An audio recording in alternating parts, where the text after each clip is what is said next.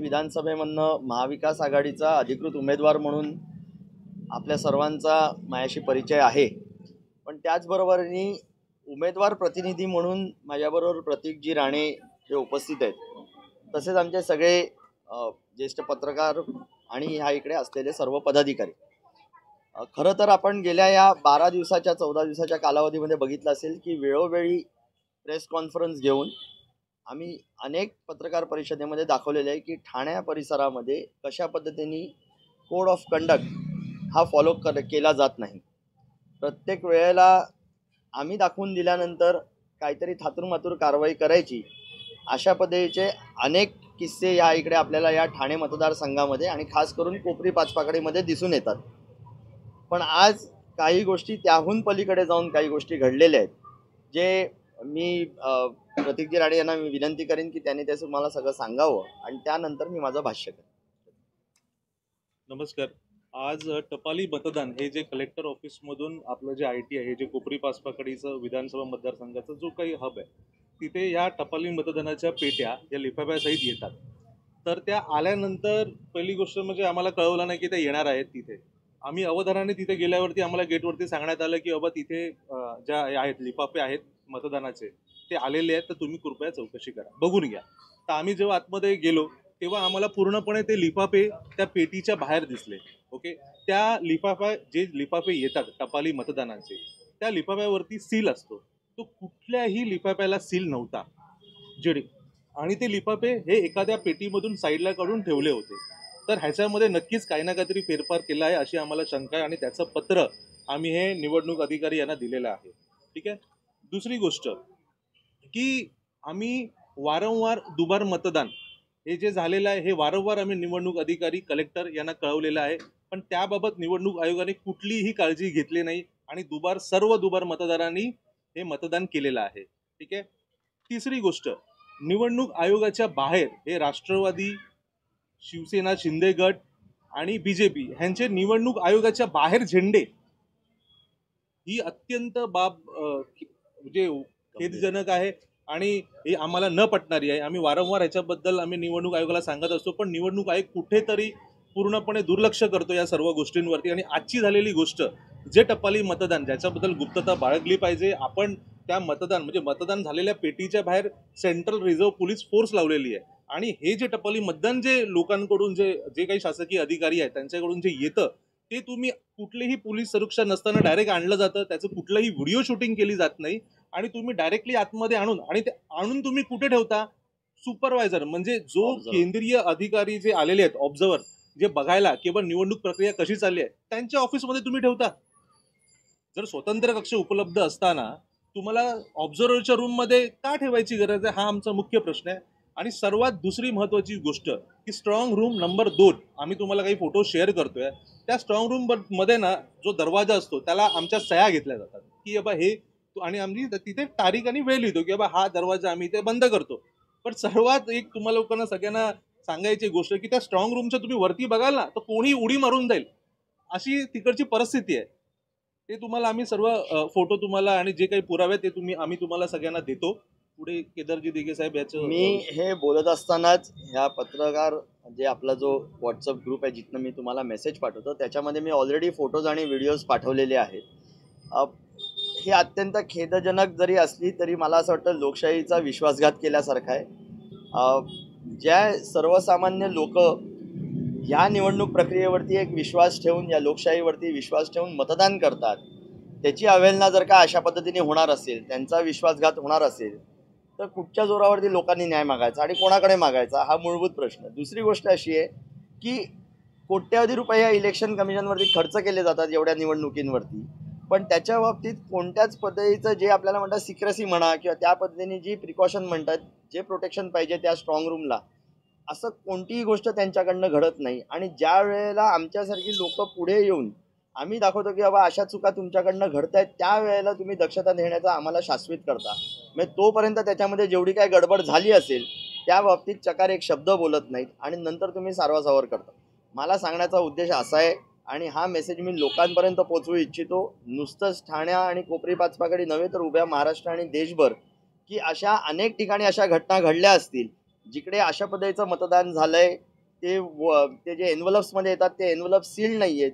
तर सर्व पक्षातील कार्यकर्त्यांनी पदाधिकाऱ्यांनी याची दक्षता घ्यावी, कारण की उद्या जर का काउंटिंग आहे आणि त्या अगोदर जर का अशा पद्धतीचे कोणतेही फेरफार तिकडे झाले असतील, कुठेही चेंजेस झाले असतील, काय टॅम्पर केलं गेलं असेल, तर याची जबाबदारी निवडणूक अधिकाऱ्यांनी घेतली पाहिजे. आणि त्याही पलीकडे जाऊन माझी मागणी अशी आहे की एवढ्या लाईटली जर का ही निवडणूक घ्यायची असेल, याचा अर्थ हे सगळं मॅनेज्ड आहे का? आणि जर का हे मॅनेज्ड आहे तर या सगळ्या अधिकाऱ्यांवरती सस्पेन्शनची ऑर्डर त्वरित काढली पाहिजे. 100% दिसून येतो साहेब. जर का कोड ऑफ कंडक्टच फॉलो केला जात नाही, वेळोवेळी आम्हाला सांगावं लागतंय, त्याही पलीकडे जाऊन जे हे टपाल मतदान जे आपल्याकडे पोस्टल वोट जे येतात ते जर का त्याची सिक्रेसी मेंटेन करायला पाहिजे होती, ते डायरेक्टली आल्यानंतर ज्या गाडीतनं आलं त्याचं व्हिडिओ शूटिंग आहे का? ते जेव्हा काढलं गेलं ज्या रूममध्ये नेण्यात आलं त्याचं शूटिंग आहे का? तुम्ही ज्या वेळेला ते उघडतात त्याचं शूटिंग आहे का? बरं, जेवढे पक्ष त्याच्यामध्ये आहेत किंवा ज्यांचे उमेदवार आहेत त्यांना तुम्ही इन्फॉर्म तरी केलं का? हे तर कोइन्सिडन्स होता की प्रतीकजी राणे तिकडे होते म्हणून त्यांना सांगण्यात आलं. जर का नसते तर त्या लोकांनी हे ग्राह्य धरून स्वतःच्या मताने काही केलं असतं. त्याला जबाबदार कोण? आणि ज्या वेळेला तुम्ही हे आणता पेट्या त्यावेळेला त्या जायला पाहिजे स्ट्रॉंग रूममध्ये. मग त्या ऑब्झर्वरच्या रूममध्ये काय करत होत्या? जसं ह्यांनी सांगितलं तिकडे कुठचाही व्हिडिओ कॅमेरा आहे का? अशा अनेक गोष्टी आहेत जिकडे ह्या लोकांनी सगळ्या प्रकारची तफावत केलेली आहे. सर्वात मोठा हलगर्जीपणा त्यांच्याकडनं होतोय आणि ह्यांच्यावरती कडक कारवाई नाही झाली तर त्याला अर्थ राहणार नाही. आणि म्हणून या सगळ्या लोकांचं सस्पेन्शन करणं गरजेचं आहे. लागलीच तर ह्या कोपरी पाचपाकणीमध्ये जी ही घटना घडते तिकडे ही निवडणूक स्थगित करावी आणि नवीन निवडणूक घ्यावी, लोकांपर्यंत पोहोचून द्या. कारण की आतापर्यंत लोकांपर्यंत फक्त खरं न पोचता साड्यात पोचलेल्या आहेत. तर ह्या साड्या पोचण्यापेक्षा जर का जे वस्तुस्थिती ज्या विश्वासावरती लोक मतदान करतायत, जे त्यांचं भविष्य उज्ज्वल करण्याच्या पाठी लागलेले आहेत, त्यांना जर का खोट्यामध्ये टाकण्याचं काम ही सगळी अधिकारी वर्ग आणि ही सिस्टीम करत असेल तर इकडे स्थगिती येणं खूप गरजेचं आहे. साहेब, हे सगळीकडे ओपन आहे. म्हणजे पत्रकारांना माहिती आहे, लोकांना माहिती आहे, ज्यांच्या घरात गेले त्यांना माहिती आहे, ज्यांनी नाही सांगितलं त्या साड्यांना त्यांना देखील माहिती आहे. आणि प्रत्येक ठिकाणी आमच्याच विभाग प्रमुख अशोक जाधवनी दाखवलेलं आहे की साड्या कशा पद्धतीने येतात, कोण जबाबदारी घेतं, कोण घाबरतं, हे सगळं दाखवलेलं आहे. म्हणून मला असं वाटतं कोणाकडे जाऊन दाद मागणार? अहो, जिकडे दुबार मतदान झालं त्यांनाच जाऊन जर का आम्ही निवेदन देणार असू, ज्यांच्या ऑफिसमधनं दुबार मतदानाची नावं ॲड केली गेली त्यांना करेक्शन करता नाही आलं, त्यांना क्वालिफाय क्वांटिफाय चेक करता नाही आला, मग क्वालिटी चेकच नसेल तर त्यांच्याकडे जाऊन कुठच्या पद्धतीचं आम्ही निवेदन देणार आणि काय अपेक्षा करणार? त्यावेळेला आपलं 16,000चा होतं.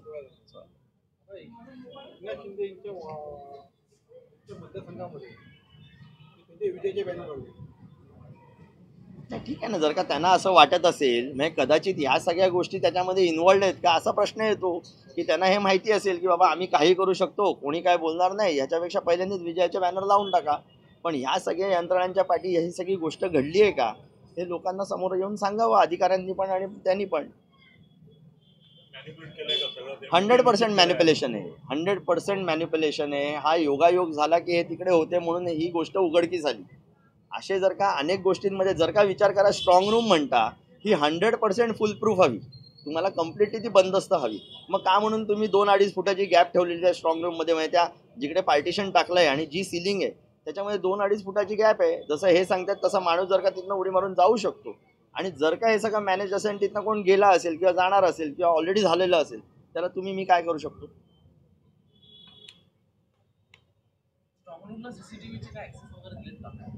स्ट्रॉंग रूम 2 आहेत. एक आहे जे आपल्या ईव्हीएम मशीन ठेवल्यात आणि स्ट्रॉंग रूम 2 आहे जिथे आपण बॅलेट पेपर आणि सर्व गोष्टी ठेवल्यात.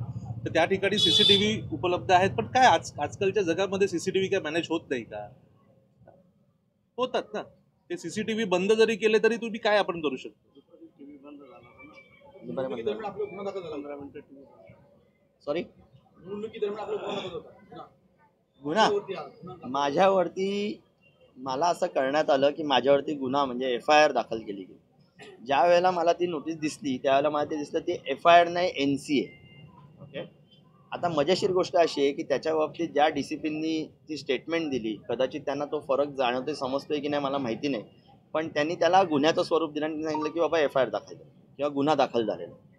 मजेशीर गोष्ट या बाबतीत की मी त्यानंतर ज्या गाडीमधनं मी प्रवास करत होतो त्याचा व्हिडिओ ट्विट करत मी हे सांगितलं आणि तुम्ही जर का तो व्हिडिओ पूर्ण बघितला तर त्याच्यामध्ये दिसून येतं की माझी गाडी स्कॅन केल्यावरती त्याच्यामध्ये काही आढळून नाही आलं. ज्या वेळेला बोनेटच्या जवळ गेल्यावरती मी अधिकाऱ्यांना विचारतो की गाडी क्लिअर आहे का, सगळं क्लिअर आहे का, त्यावेळेला ते हो बोलतात आणि मी त्वरित त्या गाडीमधनं निघून जातो.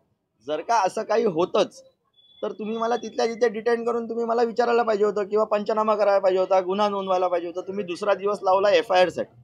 बरं, मजेशीर गोष्ट अशी आहे की महिलांवरती अत्याचार होतात त्यावेळेला हे यंत्रणं, हे अधिकारी त्वरित कुठे येऊन कुठच्याही माध्यमांसमोर स्टेटमेंट देत नाही. आम्ही कारवाई करतोय असं म्हणतात.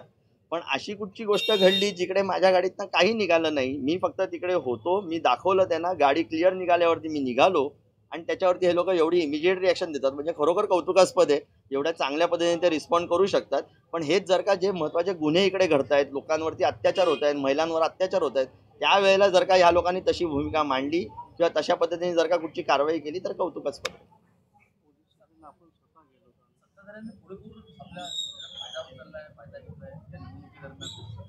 शंभर टक्के हे यंत्रणा हे वापरता दिसून येतं ना.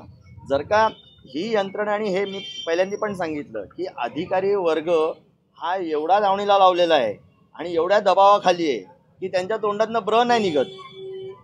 आणि जर का हे सगळं होत असताना अधिकाऱ्याला जर का अधिकारच नसेल तर त्याला तिकडे बसण्याचा पण अधिकार नाही.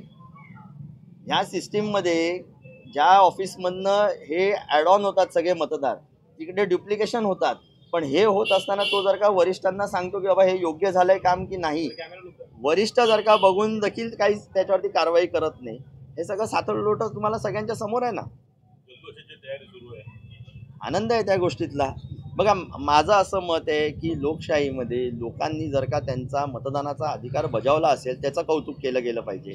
आणि ह्या 14 दिवसामध्ये ज्या पद्धतीने दिघे या नावाप्रतीची आत्मीयता, प्रेम, आपुलकी जे मला दिसून आली, मी जे घराघरापर्यंत पोचू शकलो, 15 वर्षात ज्यांच्या आयुष्यात कोणताही बदल नाही झाला, ते त्या घाडीच्या साम्राज्यामध्येच राहत आहेत, त्यांची परिस्थिती बिकट आहे, या लोकांच्या दारापर्यंत पोचून जर का मला लोकांचे प्रश्न मी समजू शकलो.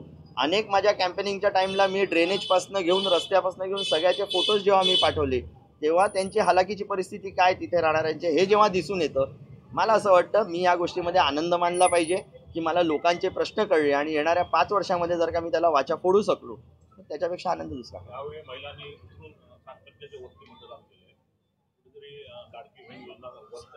मी वेळोवेळी सांगितलं की लाडकी बहीण जर का आनंदात असेल ती सदैव आनंदात राहावी.